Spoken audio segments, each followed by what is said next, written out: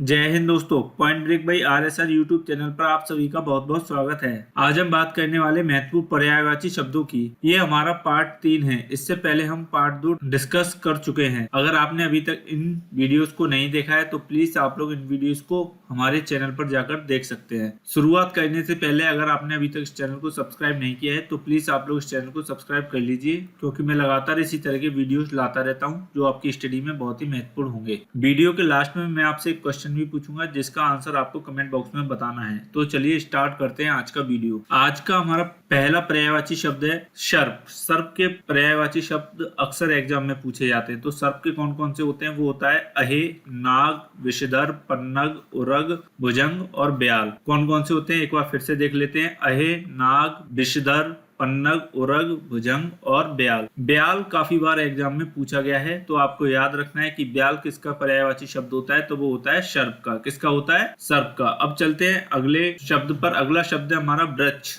वृक्ष की बात करें तो वृक्ष के पर्यायवाची शब्द होते हैं शाखी, पादप, द्रुम, विटप, गाछ, अगम, तरो और रुख। ये सभी एग्जाम में पूछे गए हैं, तो इन सभी शब्दों को आपको याद रखना है। तो वृक्ष के कौन कौन से पर्यायवाची शब्द होते हैं एक बार फिर से देख लेते हैं। शाखी, पादप, द्रुम, विटप, गाछ, अगम, तरो और रुख। इसमें अगम, द्रुम और विटप काफी बार एग्जाम में पूछे भी गए हैं। चलते हैं अपने अगले पर्यायवाची शब्द पर। अगला शब्द है हमारा पंडित। पंडित से भी काफी बार एग्जाम में पूछा गया है, तो पंडित के हैं क्या हैं वो हम देख लेते हैं। शुदा, विद्वान, कोविद, बुद्ध, धीर, मनीषी, प्राज्ञ और विचक्षण। कौन कौन से हैं एक बार फिर से दोहरा लेते हैं। सुधा, विद्वान, कोविद, बुद्ध, धीर, मनीषी, प्राज्ञ और विचक्षण। विचक्षण इसमें काफी इंपॉर्टेंट है और ये एग्जाम में पूछा भी जा चुका है। आते हैं अपने अगले शब्द पर। अगला शब्द है रात्रि। रात्रि के पर्यायवाची शब्द क्या क्या होते हैं वो देख लेते हैं। तो रात्रि का होता है सरवरी, निशा,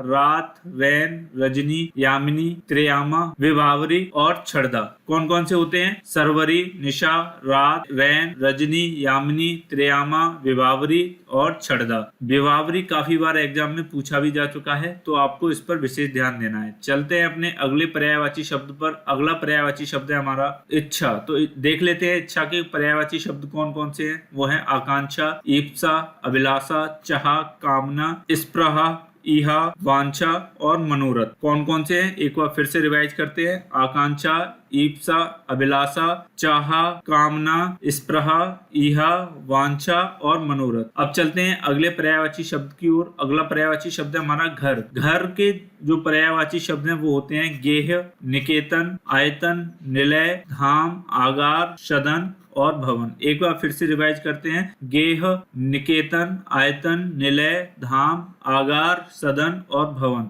गेह नया है और ये एग्जाम में पूछा गया है, तो आपको इस पे विशेष ध्यान देना है। ये सभी किसी न किसी एग्जाम में पूछे गए पर्यायवाची शब्द हैं, तो आपको इन पर विशेष ध्यान देना है। और ये आने वाली परीक्षाओं में जब पर्यायवाची शब्द पूछे जाएंगे तो मोस्टली इन्हीं में से आपको देखने को मिल जाएंगे। चलते हैं अपने अगले पर्यायवाची शब्द पर। अगला पर्यायवाची शब्द है हमारा किरण। कौन सा है? किरण। किरण के जो पर्यायवाची शब्द होते हैं वो होते हैं रश्मि, अंशु, कर, मरीच, मयूख, प्रभा, अर्चे और गो। कौन कौन से होते हैं? रश्मि, अंशु, कर, मरीच, मयूख, प्रभा, अर्चे और गो। इसमें आपको अर्चे पर विशेष ध्यान देना है। अब बात करते हैं बाढ़ की। बाढ़ के कौन कौन से पर्यायवाची शब्द होते हैं, तो वो होते हैं तीर, शर, विशिक, आशुभ, सिलीमुख, ईशु और नाराज। कौन कौन से होते हैं? तीर, सर, विशिक, आशुभ, सिलीमुख, ईशु और नाराज। चलते हैं अपने अगले पर्यायवाची शब्द पर। अगला पर्यायवाची शब्द है हमारा दास। दास के जो पर्यायवाची शब्द होते हैं वो होते हैं भृत्य,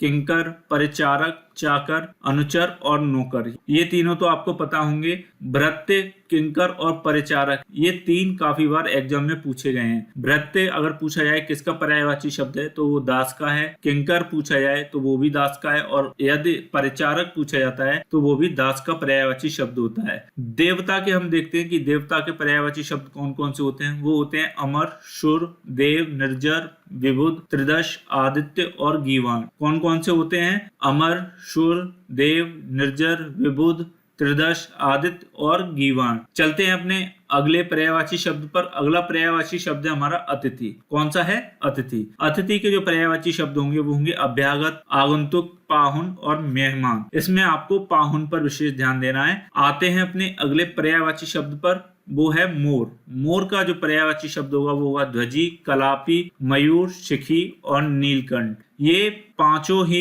मोस्ट इंपॉर्टेंट है और काफी बार एग्जाम में पूछे जाते हैं, इसलिए इनको एक बार फिर से दोहरा लेते हैं। ध्वजी, कलापी, मयूर, शिखी और नीलकंठ। चलते हैं अपने अगले पर्यायवाची शब्द पर। अगला पर्यायवाची शब्द है हमारा अमृत। अमृत के जो पर्यायवाची शब्द होंगे वो होंगे सुधा, पीयूष, अमेय, सोम और अमी। कौन कौन से होंगे?